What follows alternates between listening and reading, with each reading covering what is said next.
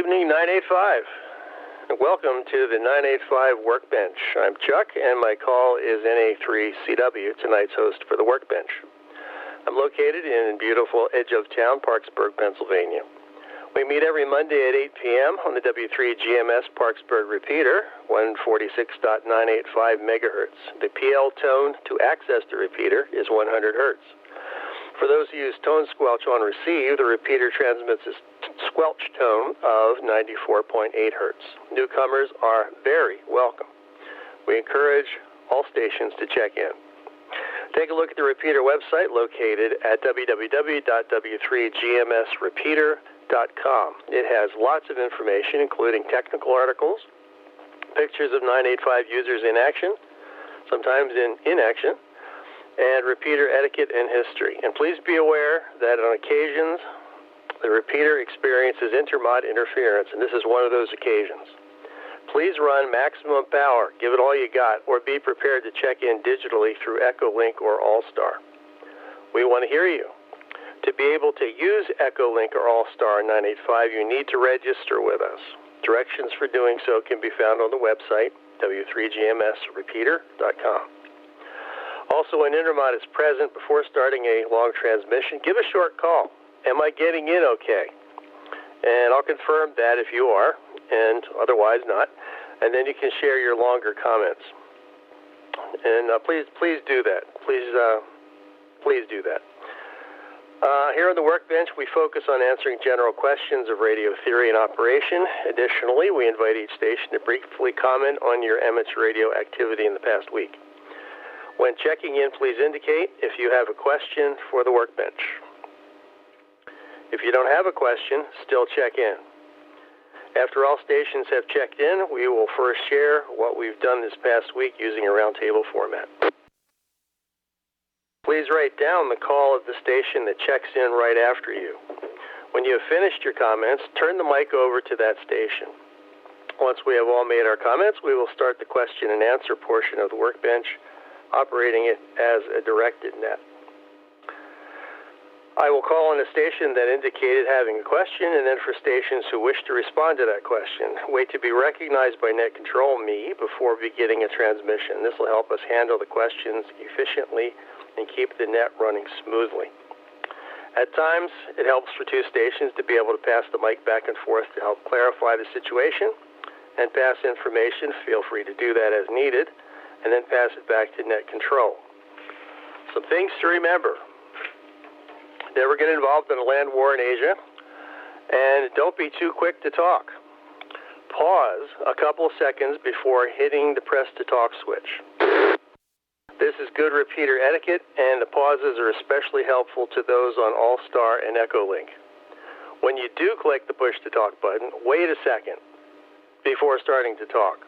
We don't want to miss what you have to say at first, such as the first few letters of your call. It takes a moment for the repeater to process your PL tone. And also the repeater has a 3-minute timer, and if you talk for more than 3 minutes without letting up on your mic button, the repeater completely shuts down, locks up, and says no until you release your push to talk switch. So every 2 to 3 minutes, release your mic button just for a moment, and then you can continue. Before we begin, I want to say thanks to all our Workbench hosts. They're the ones who make this happen. If you may be interested in hosting the Workbench, please contact Jim, AF3Z, or any of us, and we'll help you get started. And lastly, please join Phil, KC3CIB, this Thursday at 8 p.m. for the 985 Roundtable. I mean, all the best people meet there. So at this time, we're going to start the check-in process. Remember to indicate if you have a question for the group. Digital stations using Echolink or All-Star, I'm going to leave a long pause to make it easier for you to check in. And so please be patient. I'm going to wait. Digital stations, please call now. This is NA3CW.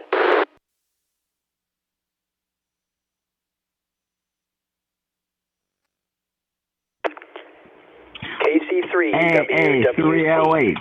Short time. No questions.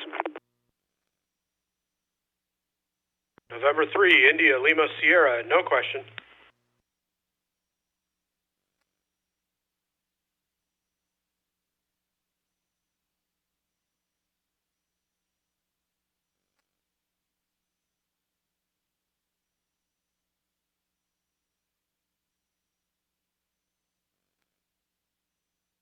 W3MFB. I thought I had a question. I'll get back to me. Or he'll come back to me. Okay, let me jump in here. So far, we had a double and a triple, but I got KC3WWC. I've got Leon, AA3LH. And the long-lost Travis, the other ILS, and W3MFB with a possible question. Do we have any other digital stations? Echo Link or All-Star, please call.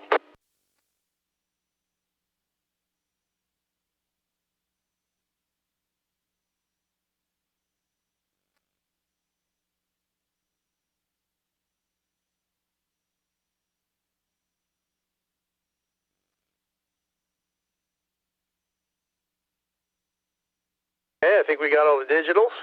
So, everybody else, RF or digital, please call NA3CW. Whiskey Alpha 3, Victor Echo Echo, WA3VEE, no question.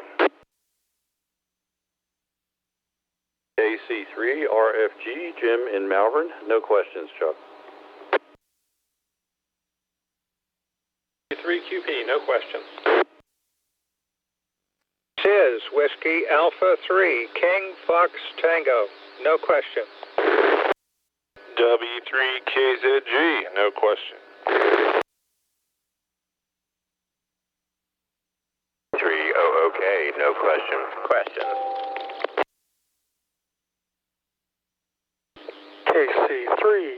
KC3SQI, question.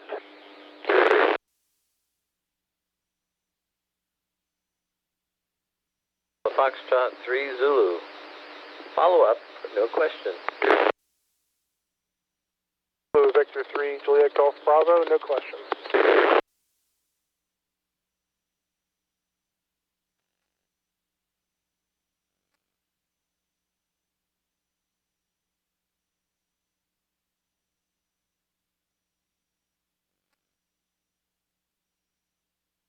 Alrighty. Good bunch. I think we had a double. I'm not sure if we backfilled it or not. I'll read you off what I have. And please write down the station, at least, if you don't write them all down, at least write down the station that follows you, so you know who to send it to. I got KC3WWC. I got AA3LH.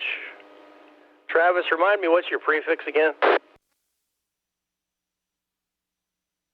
November 3. You talked too soon. I just have number 3.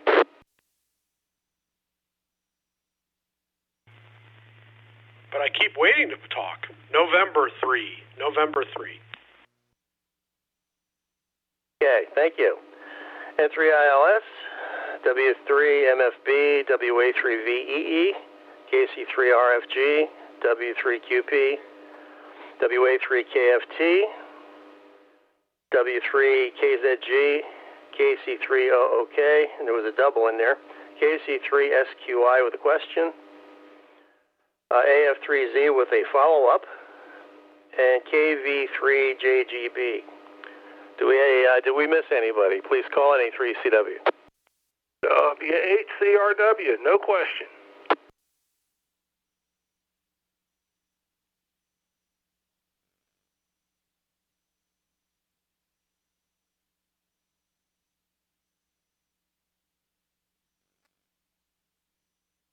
Okay, we'll add Tail Gunner, W8CRW, and good evening to you, CR. Okay, I think we've got everybody. So we will now begin our roundtable portion, and we will start with John. KC3WWC, this is NA3CW.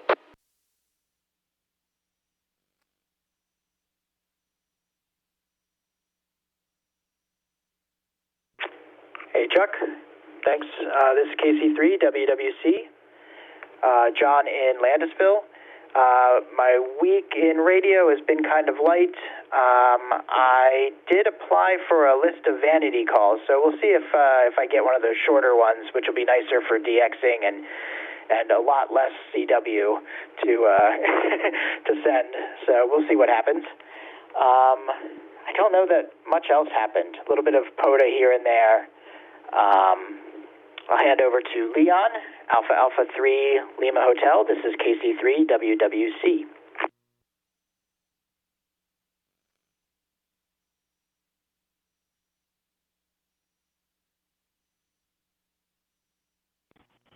Thank you, Mr. WW. Yes, I had a lot going this past week. Last week we were out in Colorado, and we set up to talk back here. I also learned going out there in July is the gray line does not work with you like it does if you're out in May or in September. We learned that real quick. But we were out in Colorado. We talked back here. That was a big thing again to do. It was great to do that, to hear you guys back here. So I was glad to do that. All right, it goes over to November 3, ILS, International Landing Service, AA308.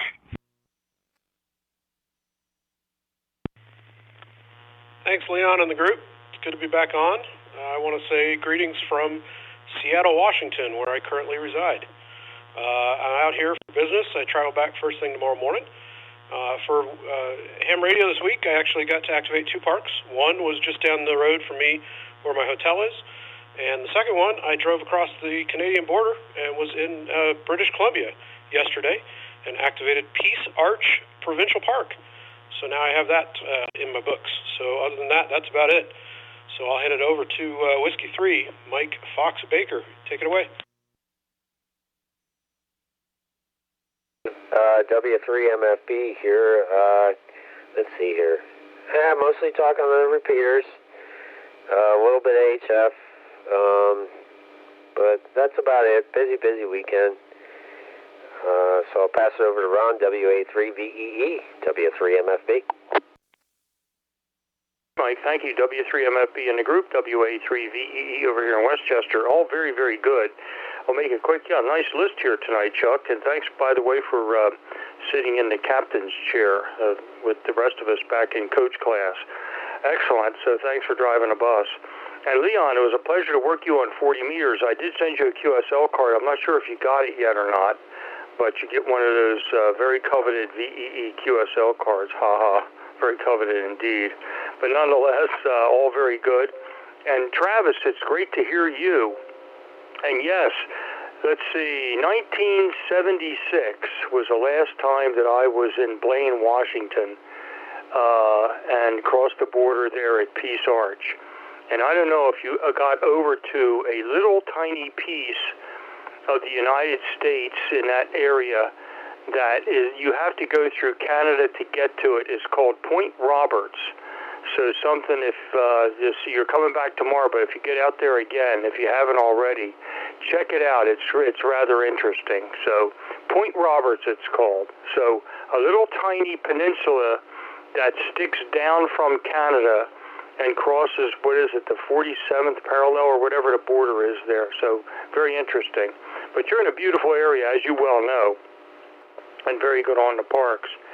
So over here, what I'm doing is migrating a lot of my equipment from my old 2005 Sienna to a 2020 Sienna, used, of course, obviously, but very low mileage, 38,000 for a Toyota. That's almost nothing. So migrating equipment slowly. So little scant on 985 right now on RF, and I've got a bad Ethernet cable on my node, but once that gets replaced, at least I'll have AV All-Star. So that's what's going on here, and let me turn it over to, looks like Jim, KC3RFG over there in Malvern, WA3VEE. WA3VEE, this is KC3RFG. Thank you, Ron, for passing over to me, Jim in Malvern, and thank you to Chuck, NA3CW, for hosting this evening. Not a whole lot going on this past week for me other than the normal nets and repeaters, as was mentioned, although I did want to mention a really nice contact yesterday afternoon to Venezuela on 10 meters. 10 meters is still kicking really nice, so if you catch the openings, it's been great, very enjoyable. So that's about it from here, so I will pass it on over to Tim, W3QP from KC3RFG. KC3, RFG, and the group. This is W3QP. Got out to do 2 SOTA summits this weekend. I was down in Virginia visiting my brothers and did some little ones, but it was nice to get out and on the air. Currently working on QSO cards from that outing. That is all for me, so over to WA3KFT. This is W3QP. W3QP, WA3KFT. Yep, 10 meters was open today. We talked to Florida. We have a retired group on 28435, 1 o'clock, from 1 o'clock to 2 o'clock. And Ken, down in Florida, monitors that frequency, knowing that we get on between 1 and 2. And today the band was open. I had to laugh. His signal from Florida was stronger than George's signal from Plymouth meeting today. So we had fun. Otherwise, we're dusting off some of the older gear and playing with it and what have you, and setting things up. W3KZG to take it. WA3KFT.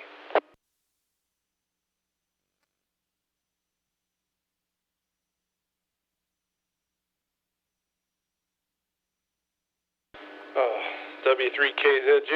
I had to run him back in the house. I had the dog outside. Nothing this week in ham radio for me. Just lots of trailer work, trying to get my camper together for the... Well, this year's almost over, so maybe I'll have it ready for next year. But nothing from me. So I'll send it over to Bill, KC3OOK. Take it away. This is W3KZG. W3KZG, KC3OOK.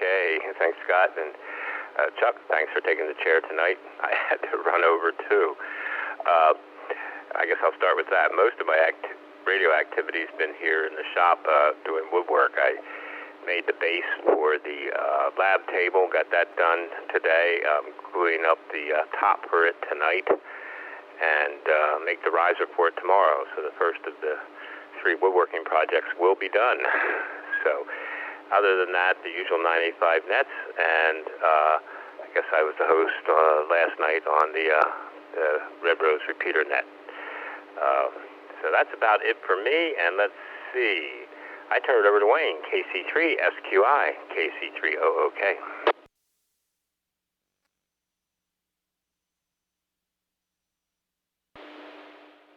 Thank you, Bill. KC3OOK, this is KC3SQI.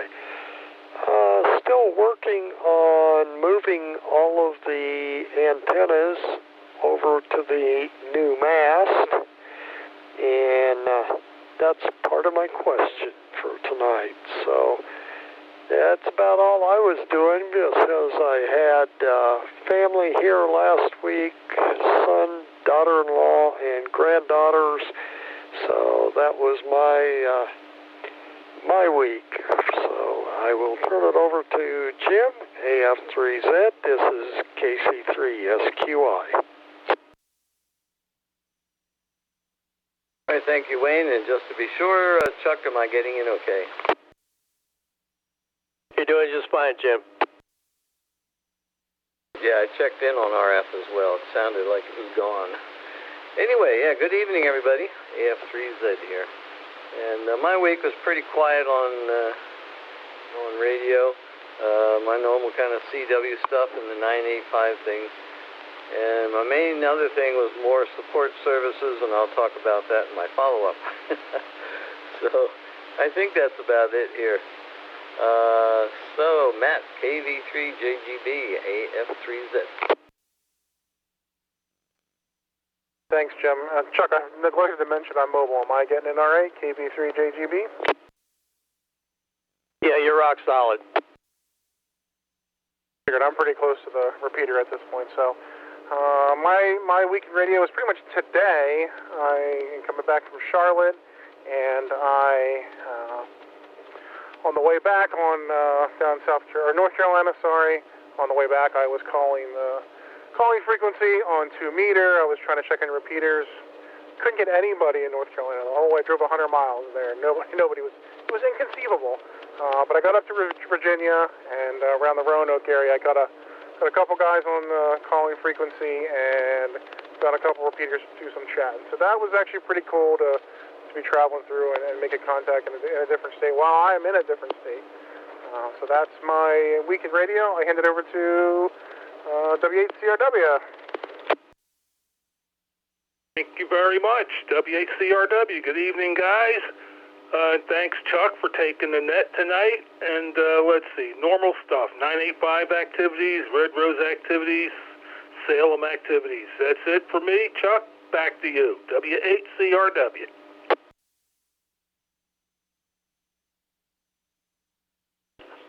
Thanks, CR.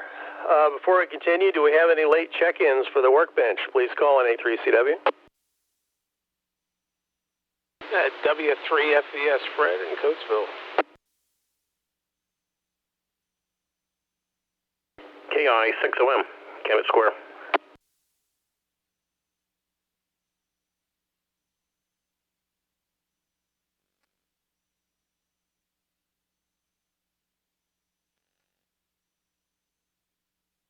Just giving a long pause in case we have any digitals. Good evening, W3FES and KI6OM. So, Fred, how was your week in ham radio? Not too bad. I had to rearrange some set rigs in the front room here, the living rooms. So, doing some cleanup. Other than that, not too much. Just relaxing here. Thanks for taking the net tonight, Chuck. Appreciate it. W3FES. Pass it over to KI6OM. Go ahead there. Yeah, very fine. W3FES, KI6OM. Yeah, the name here is Dave, located in Kennett Square. There's some other folks on here, but not everyone. I think this is the first time I've been checking in on the round table. Yeah, as far as activity this week, not a whole lot going on HF, but and I linked my 220 repeater to the Freestar network. It's been connected up pretty much first thing in the morning while I can babysit, and then disconnected towards the late afternoon. If anybody's got 220, can get into it. And the other thing was I finally got my new Pennsylvania license plate, call sign plate. So with the new 250-year anniversary plates. So $13 to get your call sign on the new plate. I did have a question too. So Flag Me is having a question. I'll turn it back to net control, as I'm not sure who's next on the roundtable. NA3CW, KI6OM. Thanks, Dave. You're the tail gunner, so we got everybody. So by review, this is NA3CW. By review, Mike MFB, do you have a question? I remember it now. Thank you. Yeah, I got Wayne down as a question. I have Dave as a question, and Jim, you said a follow-up, right?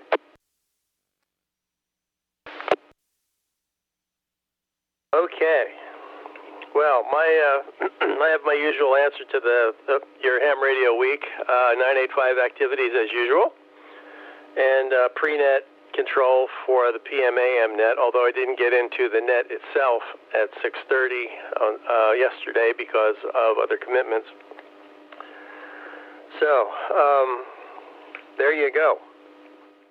So, we're now going to turn to the questions and answers. We encourage all stations to make comments, observations, and or share experiences. And don't assume your level of expertise and knowledge isn't enough.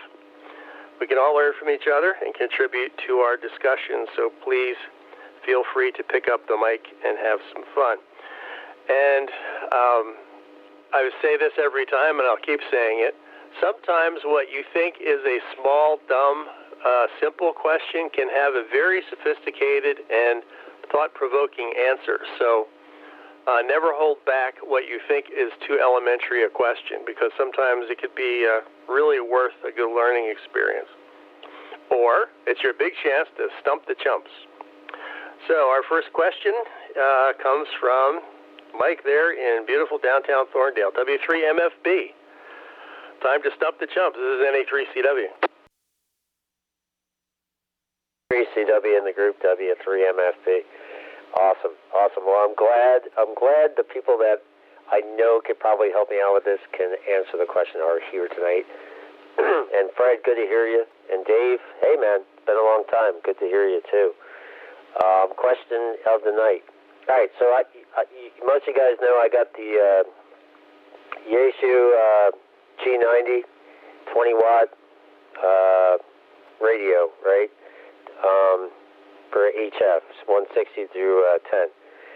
Now, when I go out and about, I got power poles on the back, so I hook it up to my 30 amp hour lithium iron phosphate battery, right? Totally overkill for that radio.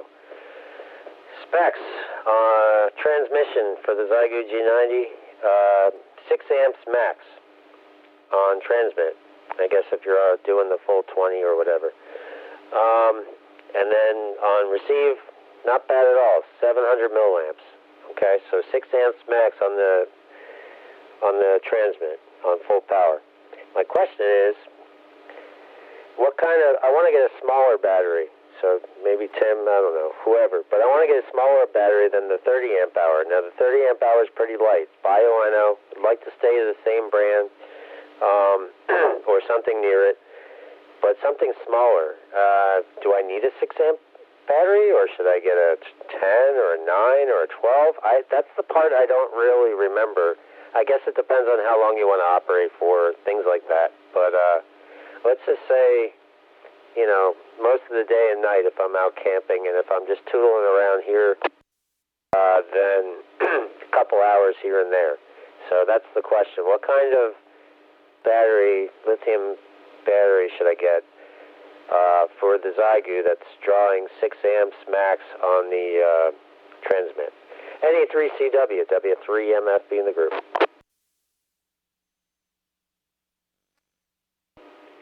Very good, Mike. A really good question. And what I found in my working experience is anything to do with batteries is probably more complex than you think. I mean, even a little AA. I was when I worked with Animus, we made insulin pumps that would run over a month on one AA battery. I had no idea how a AA primary battery was so busy. So, gentlemen and any ladies that may be present, do we have an answer or comments for Mike? Please call on A3CW. A3VEE, I can start us off, Chuck.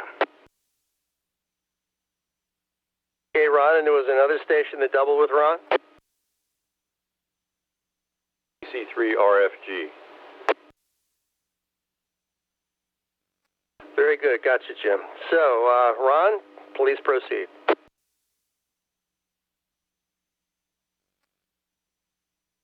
The commercial. Excellent. If with your indulgence, Chuck, I will turn it right over to Jim.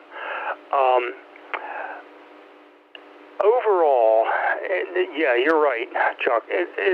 Batteries are never that straightforward. There's never really a clear answer. And Mike, you kind of started to answer your own question by saying that, yeah, it depends on how long you're going to, and you said operate, more like transmit. Obviously, that's where and you stated it, and it's pretty obvious, that's where the consumption really is. So you could probably get away with something about half the size, probably a 15 amp hour battery. And it depends on how the manufacturer describes discharge as a start. There are many other factors, but that one comes to mind right off the bat. Usually with a lithium iron phosphate battery, you get to a certain point, say 11 volts or something like that, and all of a sudden your radio stops working. That would be considered in some circles as a full discharge, not to zero, but to that point where the battery is no longer really producing a useful amount of energy. So depending upon what that point is, and looking at how long you're going to transmit, that will determine, at least capacity-wise, the size of your battery. if I were doing a 20-watt radio like that, probably a 15 amp hour, just as a pull it out of the air guess, would do it. The other thing is, if that is one factor, that's one factor to consider. The other is convenience and weight. Just very quickly, I had my radio on the bicycle before All-Star. What I did was I had a 9 amp hour battery for a radio that I would run, a 5-watt radio, and that just lasted and lasted and lasted. So I don't know if I'm really answering the question, but just some guidelines, and then I'm turning it over to Jim. KC3RFG, WA3VEE.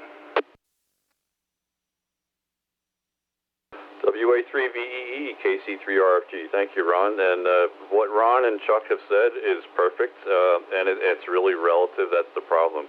The only reason I wanted to chime in, Mike, was because I have a G90, and I have used it a lot portable and run it all day on a Dakota Lithium 10 amp hour battery and barely got it a third discharge. Now, that being said, it really is due to how much you transmit, and I don't transmit for very long. I don't do those 5 to 8 minute transmit QSOs. I'm usually on for a minute or two at a time and then on to the next contact. So it's really on and off use, but it runs all day on that 10 amp hour with no problem whatsoever. So I can tell you that from experience. Also, as you know, Mike, the G90 will run on like 9 volts, so it doesn't care when it goes low. With some other battery circuitry radio transmit circuitry will shut off when it gets below 12. It doesn't even like 12. The G90 will keep on running, and as you know, it'll tune anything. I've seen it tune a fire extinguisher. So that's my comment. The 10 amp hour works great for me on the G90. And no problems whatsoever for all-day use and still not discharged yet. So, all right, back to net, KC3RFG, back to NA3CW. Thanks, guys. Do we have any other comments? And I'm going to do a long wait here to see if there's any comments from the digital side. So, any digital comments? Call NA3CW.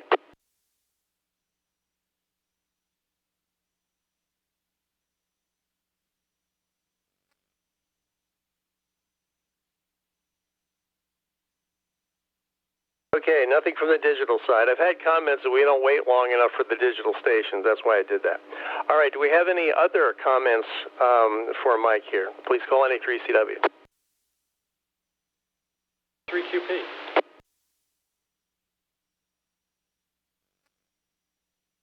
Go ahead, Tim. This is W3QP. I agree with what everybody else has said. I guess the two things I'll throw out there, all batteries have a max discharge rate. And I was looking real quick at the bioNOs. They tend to be, the max discharge rate tends to be double the capacity. So the smallest battery you could get and still get 6 amps out of the battery would be a 6 amp hour. So if you do want to be able to do the 20 watts, I would say get no smaller than 6 amp hours. The asterisk is, of course, it depends on what a particular battery is rated for. The lithium ions tend to have a much higher rating. The iron phosphates have a much lower rating, relatively speaking. Not good or bad, just is what it is. The other thing is there are a number of different averages out there depending on what mode you're doing. And there are spreadsheets that you can get where you put in how much time you want to be listening, how much time you think you're going to be transmitting. It will use the ratios that people tend to have, and it can calculate either how much amp hours you need for a particular time frame or how long you can transmit for a particular amp hour battery. It's all averages, so you're going to get an average answer, which may or may not suit you, but that might give you some help if you Google around. There's some YouTube guys that walk through it, and there's some spreadsheets out there. That is all for me, so back over to NA3CW. This is W3QP.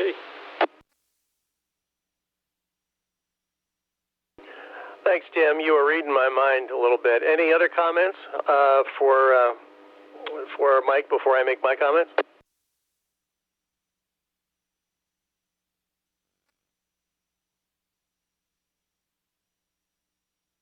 Okay. ZNA3CW. You brought up the thing about maximum discharge current.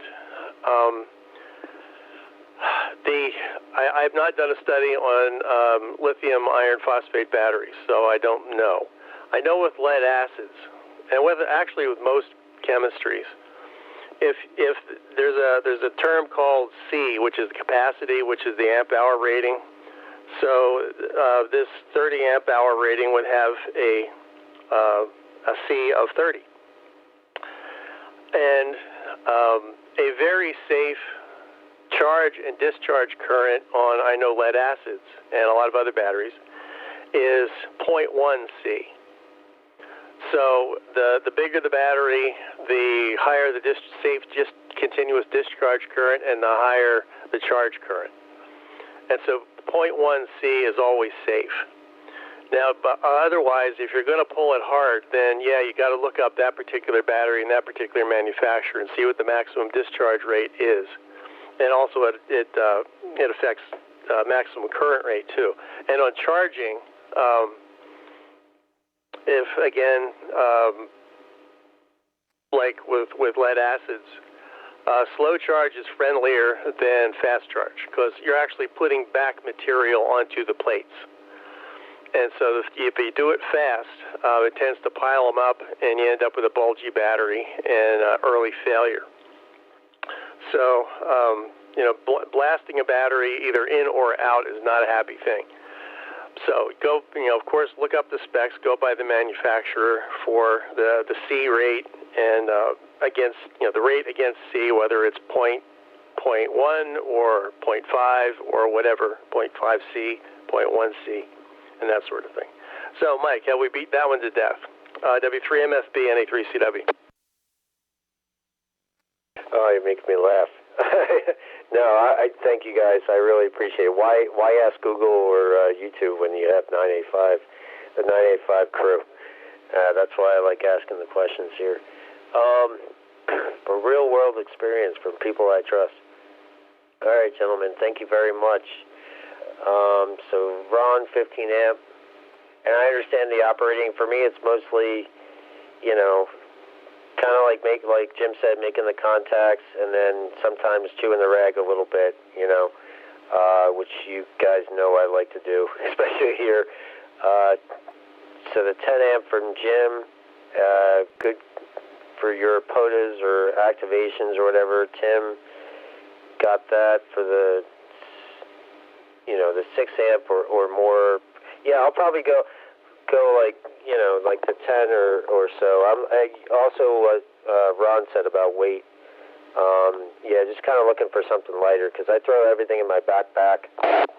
Whoa, talk about an intermod. I hope, am I being heard, Chuck? You're rock solid. Sorry. Sorry, I'm on RF now. Yeah, I just throw everything in my backpack that I need, and the backpack it's heavy. It's getting heavy, so I just try to lighten the load a little bit. So I really appreciate it, and thank you for the information. And I have some research, obviously, to do. But thanks for the real-world experience. So I'll pass it back to Chuck so we can continue on with Wayne, I believe. NA3CW, W3MFB. Thank you, guys. Very good, Mike, and very relevant question indeed. Wayne, it's yours. KC3SQI, NA3CW. Thank you, Chuck. NA3CW, this is KC3SQI. Okay, for my new antenna mast, my tilt-over mast, I am going to put the connectors and the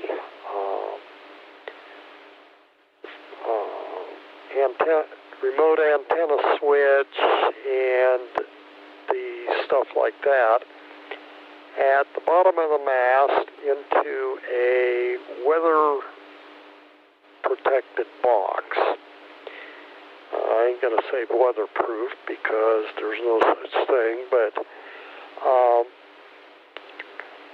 and this is a plastic box, so if you were putting this in would you put it flat in the ground beside the antenna, or would you put it on the leg of the antenna? Since I have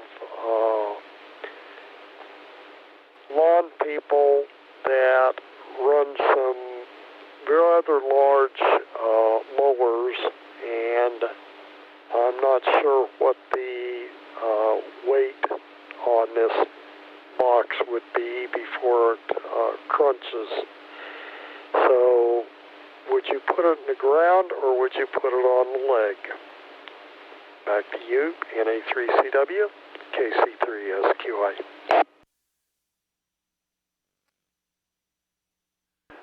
Thank you, Wayne. Interesting question.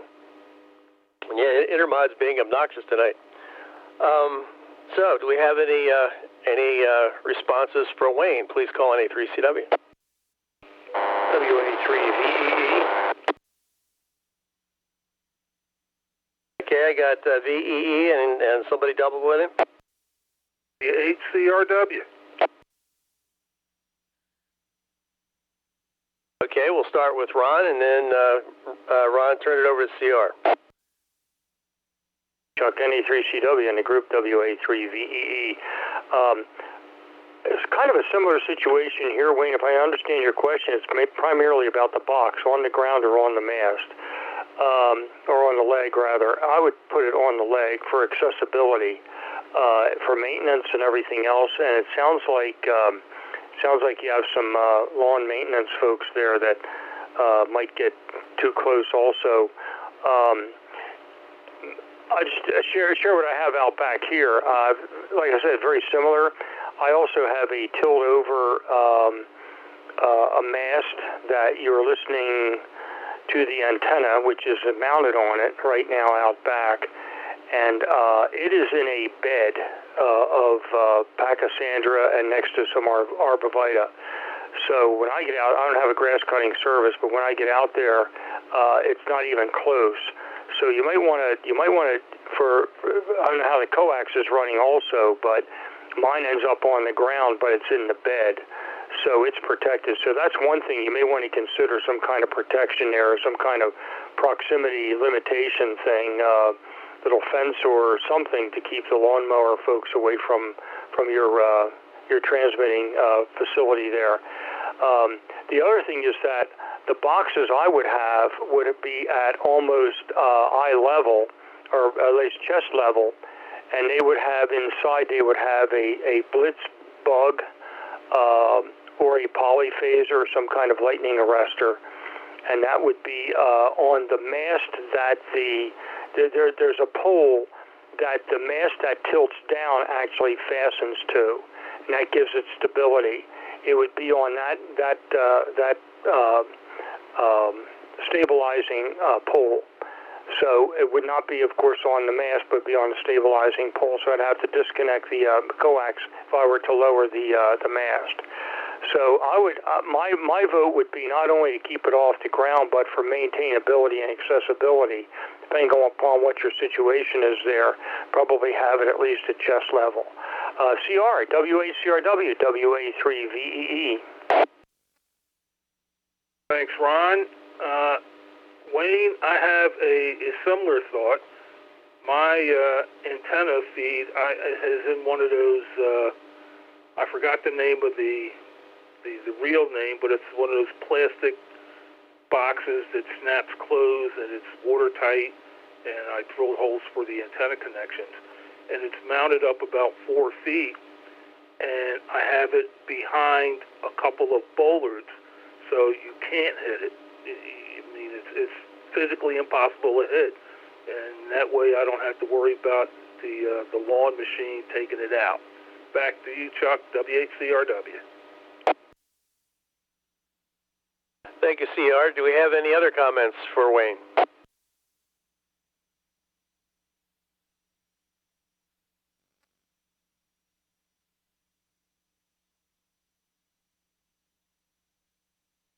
Holding out there in case we had any digitals.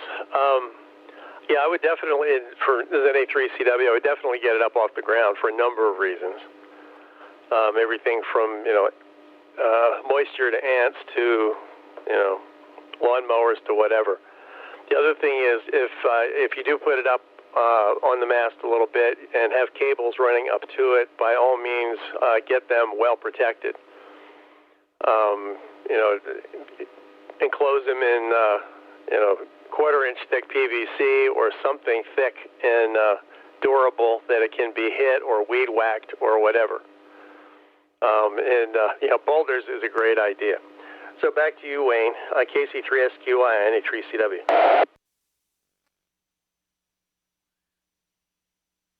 Okay. Thank you for the input. I was looking at putting it, dug into the ground a little bit, and then I go, wait a minute, that's a plastic box. I don't think I want to do that. So, you have convinced me that I think I need to put it up on the stabilizing leg, and we'll go from there. Thank you much. Back to you, Chuck. NA3CW, this is KC3SQI. And also with your plastic box, I'm thinking it will appreciate being painted. I don't know if you have that in mind. Either clear paint or white paint or something that'll give it more of a UV barrier. I have found that that really helps a lot of things. So something to keep in mind. So, Jim, AF3Z, you have some things for us. Please go. This is NA3CW. Okay, very good. Now I'm on Echolink. Sounded like some strange squelch tails there. So anyway, just in case. Good evening again, everybody. Last week I mentioned something, and Jim RFG, this was a question for you, but you weren't on last week. And just very quickly, I had an interesting electrical phenomena to me when I was using a shop vac to vacuum up water in the basement, and the sump pump would run at the same time. Normally it draw current and the voltage drops and other things dim or slow down.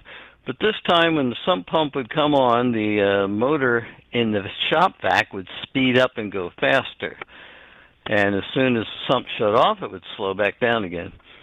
So I mentioned that curious problem here, and several people, 3 I think, all agreed that it sounded like a bad or unstable neutral coming from the power company into the house. Neutral line, 110 on either side with the neutral in the middle. And that it should be cared for because you can end up cooking, as voltages go bonkers like that, you can end up cooking circuit boards and things and stuff like that. So that was Tuesday. What night is this? Monday night. And Tuesday I tried calling my electrician, local guy here. He got back to me right around 5 o'clock or so on Tuesday. And he said, call PPL first because I see from looking at the satellite view your line is buried underground. And he said, check with them first. So, okay. So Wednesday morning I called PPL right when they opened up shop and talked to a woman. I wasn't sure she heard me, but she obviously passed the word along. It was around 2 o'clock in the afternoon, and a truck pulled into the driveway. And I explained it to him, and he said, we can check that quickly. And so he put his stuff on the line. He said, yep, it's our neutral line. And interesting to me as well, he then, later in the day, brought a rolling cart, and it looks pretty heavy. It's got big tires on it. And a device, it's going to take about a month to get a crew out here to bury a new line for me. So he said, we can fix it temporarily. And my guess, I didn't ask him, but I think basically it's a transformer. So that the 2 110 sides of the line coming in are on the primary, and then there's a center tapped secondary that provides a new neutral line to the house. So anyway, that thing's sitting out back, and there's a thing that fits right between, I think it's between the meter and the house. It just gets sandwiched in there. So anyway, that all went very well, and PPL got right on it. And so things are better here. My microwave had been acting up, and I thought, what's wrong with it? My dryer would start sort of slow and struggle to start. And I thought, oh no, the dryer's going bad. Multiple things like that. Sure enough, that one problem solved all those various things, but it took me a while to catch on to it at all until I heard the vacuum cleaner speed up when it should slow down and got help here. So thanks to everybody here. And that's my report. Life is good again. Back to you, Chuck, NA3CW. This is AF3Z.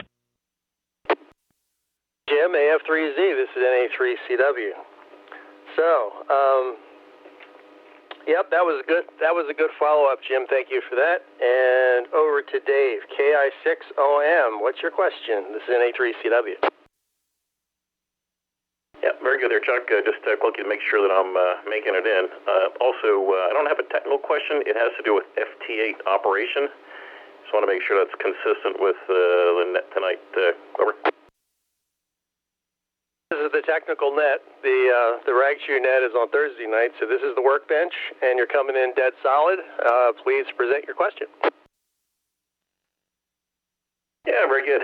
So, I do have a lot of FT8 operation, and more recently been running FT8 digital modes on 6 meters.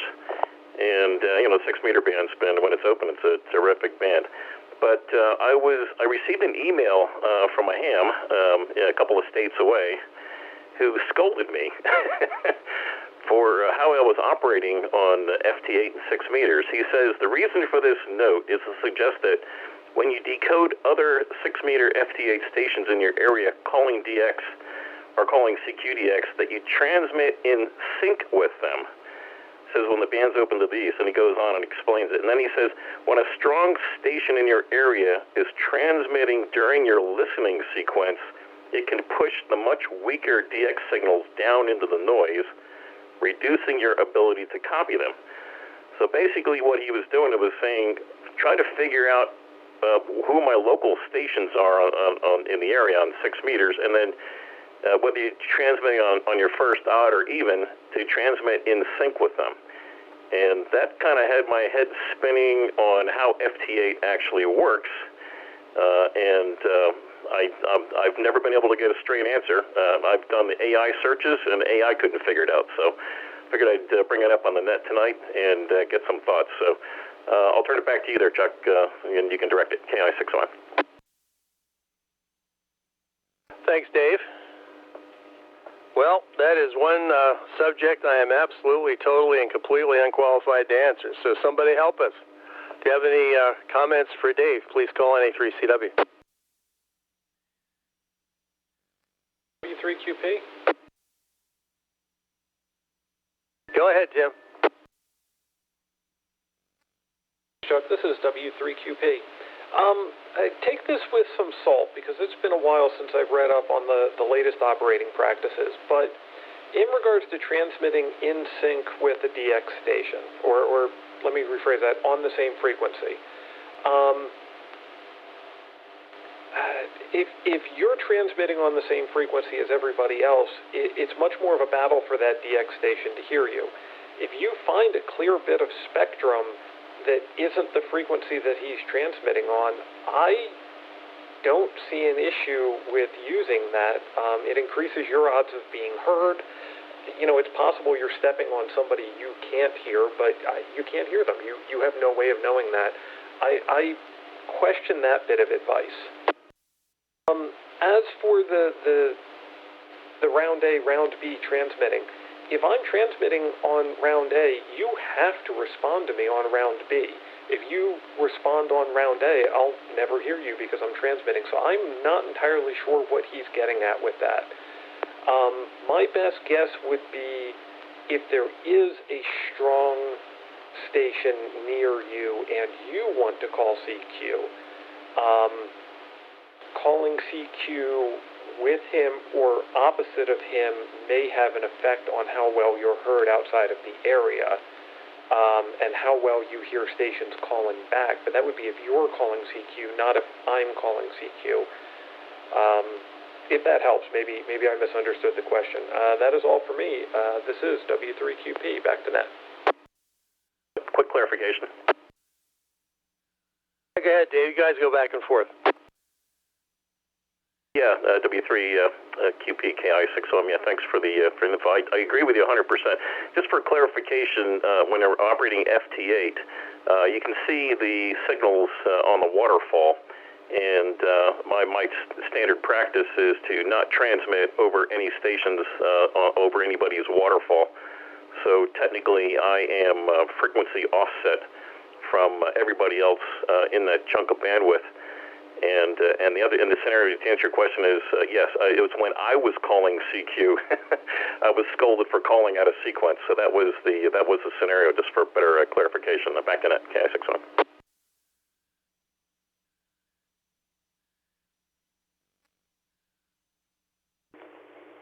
KC3WWC.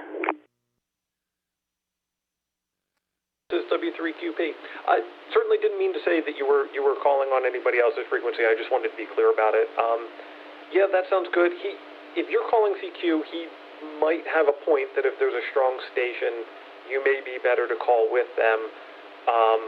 If he's from a couple of states over, I wonder how he knows that. But that might be something worth experimenting with. I struggle to see that as something worth sending you an email on, but I don't know. I could be wrong. That is all for me.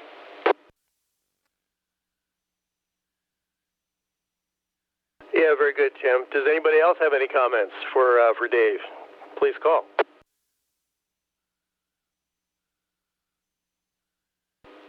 KC3 TYX, late check-in and comment. KC3 TYX, good evening. And Vic, throw in your 2 cents. I understand what you're saying. I'll tell you what, when I'm on FT8, I click the little button that says hold transmit frequency, and I pick a clear spot just like you were mentioning, and I stay put. Most people respond, their waterfall could be anywhere up and down the screen. It's not necessarily on top of me, but on rare occasions, someone will respond to me right on top of me. I don't know what the difference really is. The only thing is when you do that, if the person forgets to move off of you, then it's a problem. Then you're both on the same frequency. So I just hold frequency. I never, when I'm calling and when I'm responding, I still hold frequency, and I try to stay away from all the other waterfalls. So I'm not really sure what he was saying. KC3 TYX, back to net. Very good, Vic. Dave, are you good? Yeah, thanks there, Chuck. Yeah, I think the net's pretty much clarified it. And I do the best practices where I do hold my transmit frequency, and other folks that don't click that box wound up, and if they forget to move, then they're right on top of your waterfall. But whether you should be on the transmitting in the first even or odds or evens when you're calling CQDX on 6 meters. Assuming you've done all the right practices as far as not being on top of anybody else and being respectful of, and there are a couple of stations that are typically, if they are close by, they can overload your receiver. But somebody several states away to get an email like this, and it was well intended. The gentleman, I won't give the call sign, but I think he was out of Northern Maryland. Definitely well intended, but was seeming to indicate on FT8, which has the capacity to take a small, couple of kilohertz worth of bandwidth and actually segment that down further into potentially hundreds, if not thousands, of other transmissions. And I just found it odd that somebody would say that I should be transmitting in sequence for fear of desensing somebody else's front end on their receive. So that was what I was getting at. Now, mind you, the folks, I did take a look under the hood, so to speak, and some of the stations the gentleman I got this from, he has a very, very tall tower and runs stacked Yagi arrays for 6 meters specifically, long booms and everything else, and lots of power. So he's definitely a big gun. So when somebody sends me a statement like this, I take it and try to understand it. So I think we circled the wagons on this one. Appreciate the help, and we'll turn it back to Net Control, NA3CW, KI60M. Very good, Dave. Before we bug out, does anybody have any other comments, or did any comments generate a question? Please call NA3CW. W8CRW. Go ahead, CR. I was mentioning the case for your antenna things. I couldn't think of the word, but I was trying to think of the word. It was a pelican-like case. That's what I use. It is watertight, and it works great. Now, they have Pelican cases, and they have knockoffs, so it's your choice. But I find them to be very helpful for that kind of situation. Back to Net, W8CRW. Thanks, CR. Very good comment. Any other comments? C3RFG, I'd like to follow up on AF3Z's follow-up. Go ahead, Jim. Thank you, Chuck. AF3Z, Jim, yes, thanks for the whole story of the power problem. I now understand what happened, and yes, you're exactly right. That is a roll-around transformer on a dolly, and the transformer is now supplying a neutral with a center tap for your house. Now, they're only able to do that for smaller loads. They can't do it on a huge 200-amp service with a heat pump. It just won't run it. But you can run indefinitely on that temporary, and Pico has the same exact setup for them, and it allows them to immediately get someone back into service, like you said, when they might not be out with a crew for quite a while. Now, that being said, the fact that your local grounding system, like your ground rod, water pipes, whatever, actually did not take over when PP&L's neutral failed. So you now know the quality of that local grounding system at your house. I'll let it drop here a sec. So that tells you that your local ground rod and or water piping and all could be improved, because your station, your radio station, and whatever surge suppressors you have are running on that system all the time, including PP&Ls, and right now it's not doing so great. So you might look into maybe improving that, adding some ground rods or burying some more ground wire. And also right now, any surge suppressors you have are only referenced back to the transformer neutral that's supplying your house. So that's not really a ground, it's a return path. So they probably will work okay, but like I said, try and improve the grounding system, because in an ideal situation, your grounding system is supposed to take over or be able to take over when the utility power neutral fails, but obviously they can't, and that's very common. The soil conditions in Chester County are not so great for that, so just be aware of that, but I'm glad you got a quick resolve to the problem, and you can run indefinitely on that for as long as it takes. So that's the story from this end. KC3RFG, back to Net. Thanks, Jim. Very good and relevant comments. Any other comments or questions? Go ahead, Jim. Yeah, thank you, Jim. Thank you, Chuck. I wonder when they bury a new line, and I don't know how that is. Is it all one cable with all three wires in there or what? But I wonder if they will redo the ground.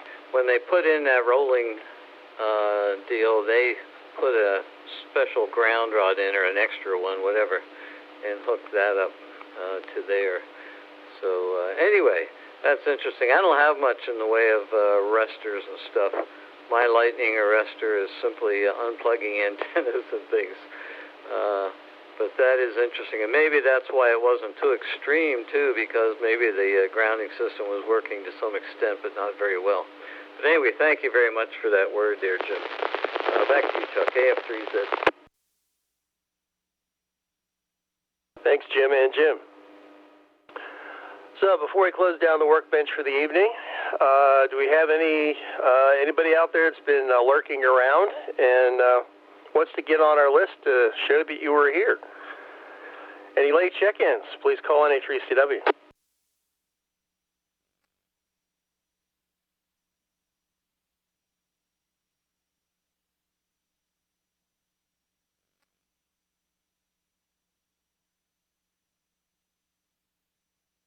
word from our sponsor. Thanks to all stations for checking into the 985 Workbench, and a big thank you to Joe, W3GMS, for making the 985 repeater available for the Workbench. You're invited to use the repeater often. It's a great way to show that you appreciate the gift of 985 to the amateur radio community. Finally, we hope to hear you again on Thursday evening at 8 p.m. during the 985 Roundtable. And again, that will be headed up by Phil, KC3CIB.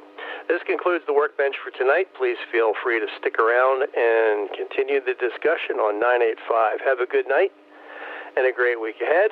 7-3, this is NA3CW, clear.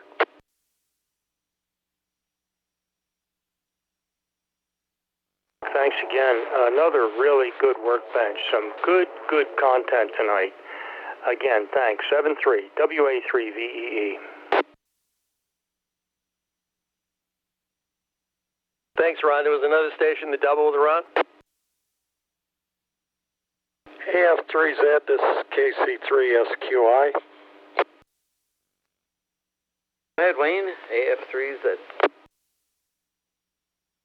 Yeah, when you contact them when they're going to pull a new wire in, ask them if they'd also do a Megger test on your ground rod.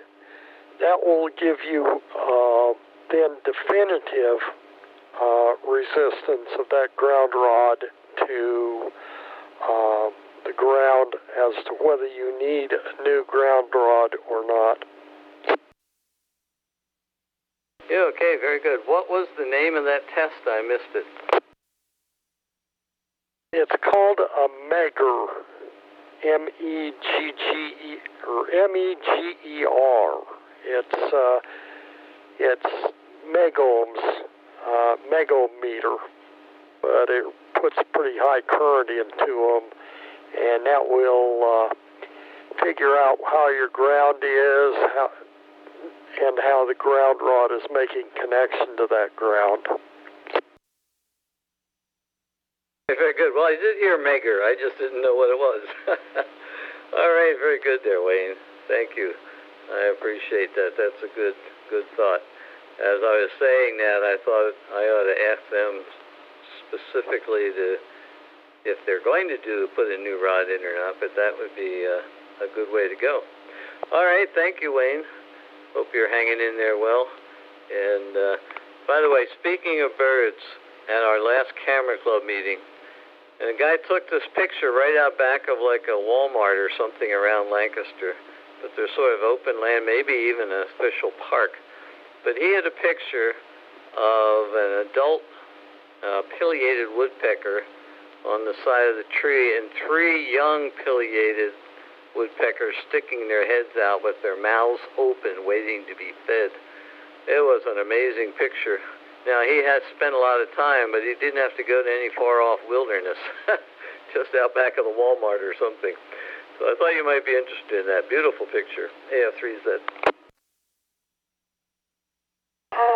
Yeah, you know, if you get it lucky, you can find one of those places, but I haven't put in the time trying to do that. I just have the problem with my dogs not accepting the fact that the turkeys can also be in my backyard. I've gotten pileated woodpeckers in my backyard often. KA3BMS. There, Hank. I forget where your backyard is, but yeah, we used to get them down there kind of Stoga, but I haven't seen them where I am now. So, very good. Thanks for chiming in here, Hank. Back over to you, Wayne. I'm going to have to go horizontal here because I got to get up and take the XYL to doctor's appointment in the morning, but I just wanted to throw that out to you to, have them do a test on your grounding systems while they'll probably do that anyway, since the neutral was bad. So, but that would give you a numbers that you can work with. Now you can tell you whether they're good, bad, or indifferent. So, okay, everybody, have a good night. 7-3 KC3 SQI. Thanks again there, Wayne. And Hank, how have you been? KA3BMS, AF3Z. Have a good night, Wayne. Jimmy, I'm doing okay, thank you. Had some up and downs last week with diabetes. Thank God I didn't have any trouble driving on Thursday. Apparently my blood sugar dropped. When I got out of the car while in the car, I ate a sandwich. Got out of the car to go into the bank, and my legs were weak and I couldn't stand up straight. Fortunately, I always keep candy in my left pocket, so I had 2 pieces, and almost immediately I felt better. Yeah, finally home in Newtown Square, Jim. I've had pileated woodpeckers there come by many times. And I've hung out a suet cage. And off of Bishop Hall Road, there's a big wooded area.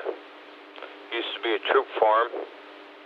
They did a lot of equestrian sports, and also not too far from the reservoir, Springton Reservoir, Geist Reservoir, down the road a little bit more.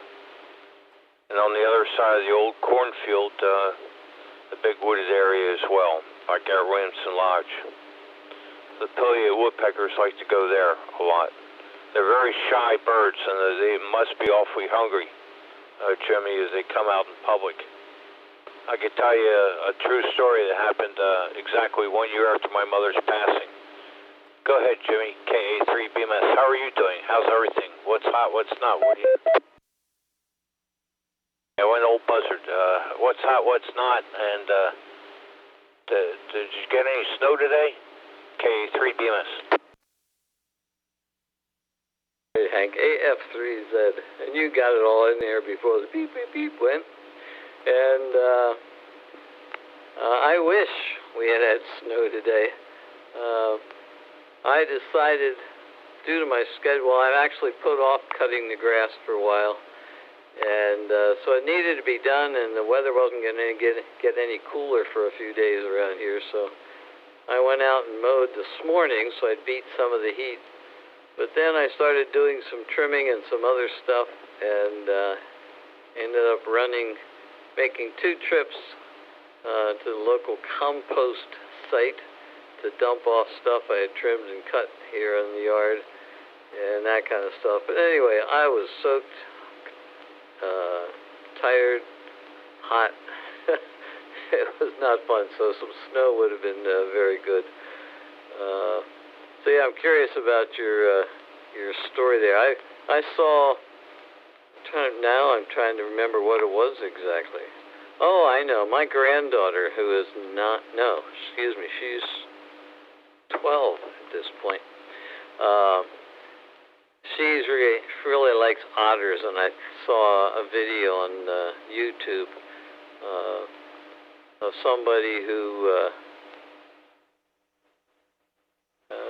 now I can't even fully remember the story, but he was taking care of a young otter that got somehow abandoned or whatever, and he finally released it back into the wild, but this otter will come back, and he goes out kayaking, and the otter will jump up on his kayak and visit with him and crawl around and then jump back in the water.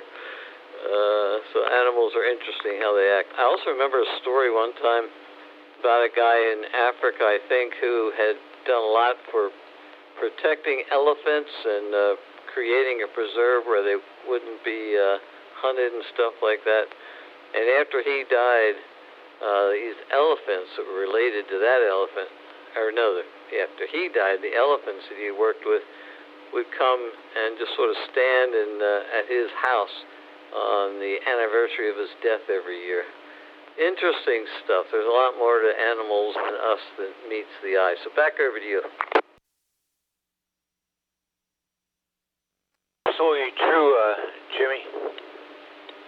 It's absolutely true, K3BMS.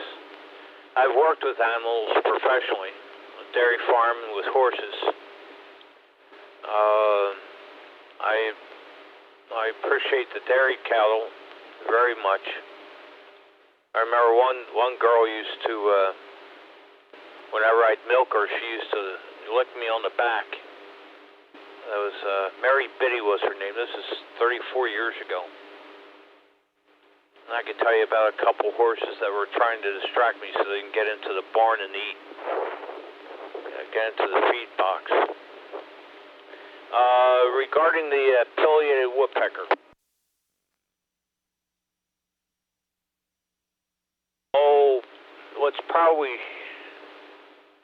25 years now, we had a cherry tree I planted back in '77 with my father. Taken down. There was only a stump left. The tree had split and had to be taken down so it wouldn't cause damage to the shed or otherwise to the house. And the stump was rotting away, you know, due to the wood-eating insects. Well,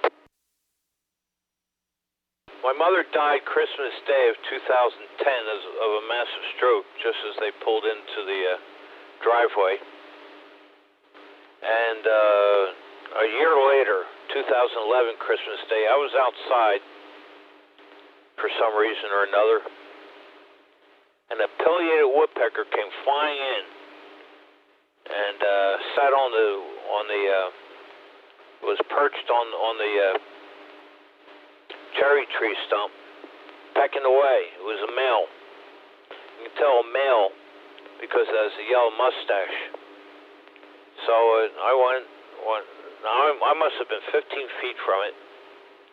Surprisingly, they were so shy. They are so shy, notably shy. I went and got my camera and was able to take several pictures of it. And it just kept looking at me.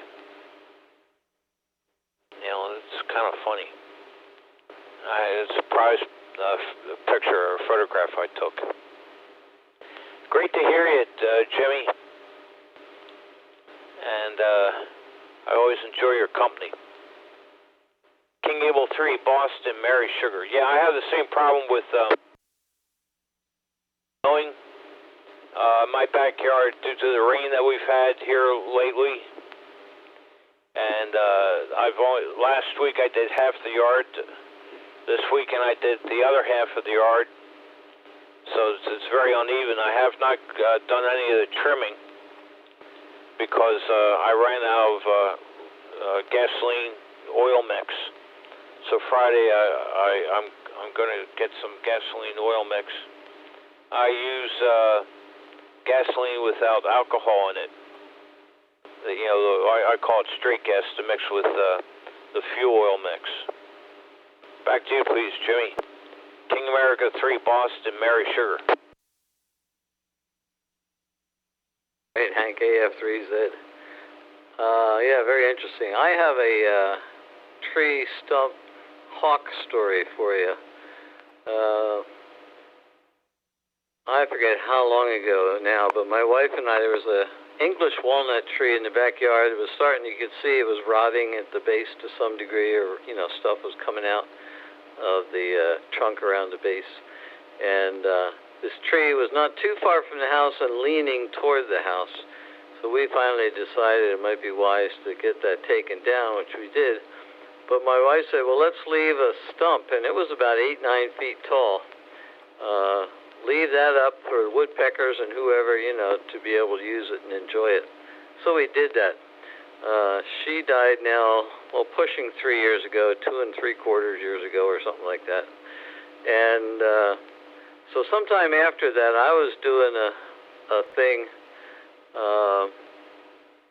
and it's a long story, but it was sort of a workshop type thing online, and using photography as a means of sort of reflecting and meditating or whatever. And so I forget what the assignment was, but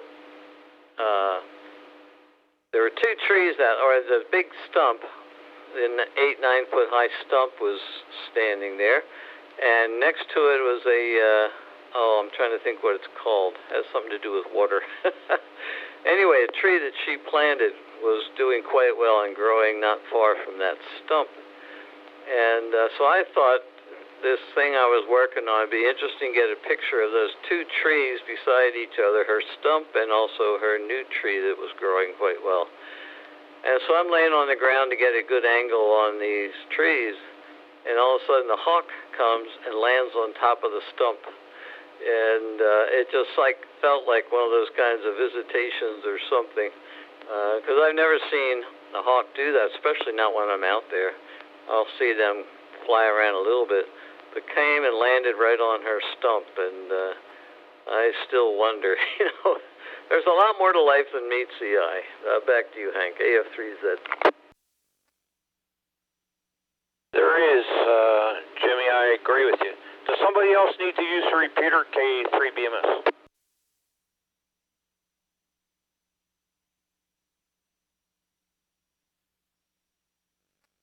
I guess not. Hold on here.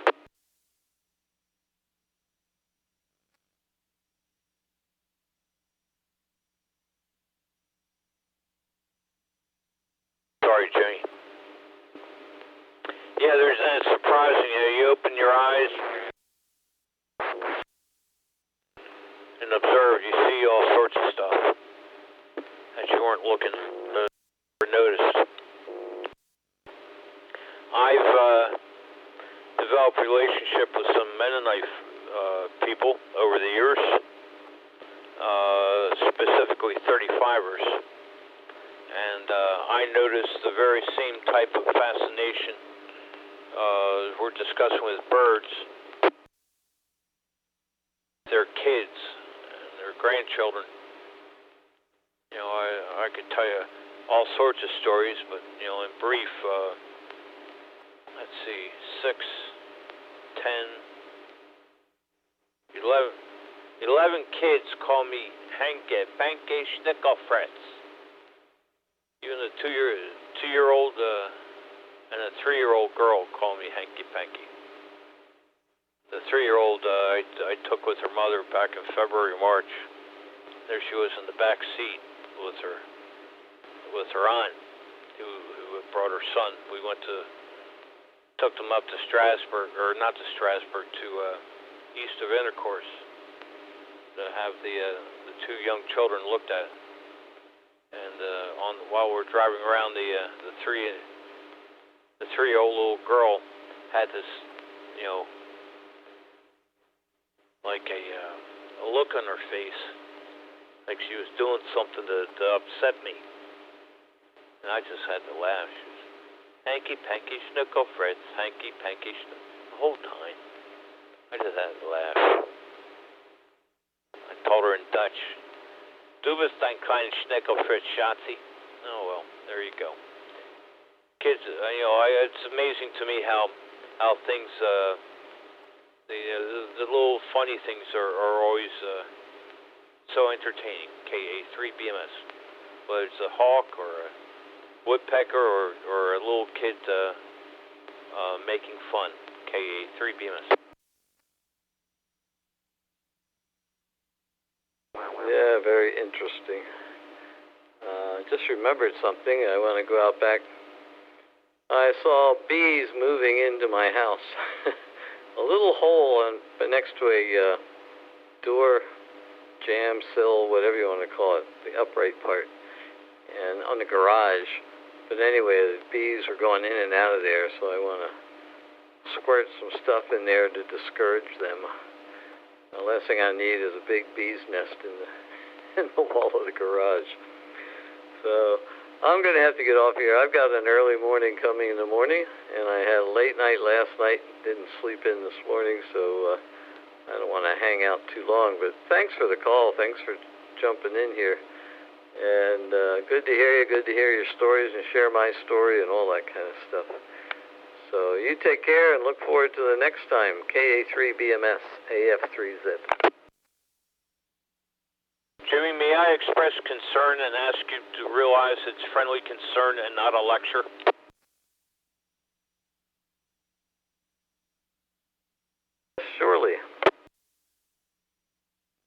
Thank you. I understand the foundation or premise of my statement is from first-hand experience. I am absolutely deadly allergic to bee stings. I've come very close to death at least thrice in my life. I've been hospitalized several times for it. And I would tell you to be extraordinarily careful. Yes, this is a time to do it when it's dark, but you might want to be able to contact a University of Pennsylvania, or no, Penn State University Extension campus in Chester County or Lancaster County. Have them come and take care of it for you. They can have, beekeepers take care of that for you, and they'll keep you from, being swarmed. I have been swarmed and have been, nearly died from it. So please understand, friendly concern. I'm not lecturing you. That's not my point. I'm expressing friendly, kind concern. KA3BMS. I hope I'm clearly understood. Definitely. I never really even thought about that option that somebody else would come and work with it. And I don't know if any of the things, these days bees are becoming much more scarce with chemicals and stuff we use, and so that's a problem too. I don't like to kill bees, but I don't want them growing or living in the house. So yeah, thank you very much. No problem at all on that. All right, catch you later there, Hank. And again, thanks for the call. AF3Z. Thank you, Jimmy, for understanding. I appreciate it. Much obliged. You're welcome for the call. I enjoy your company very much. Take care. Good night. Gesundheit. Schlafen gut. KA3BMS.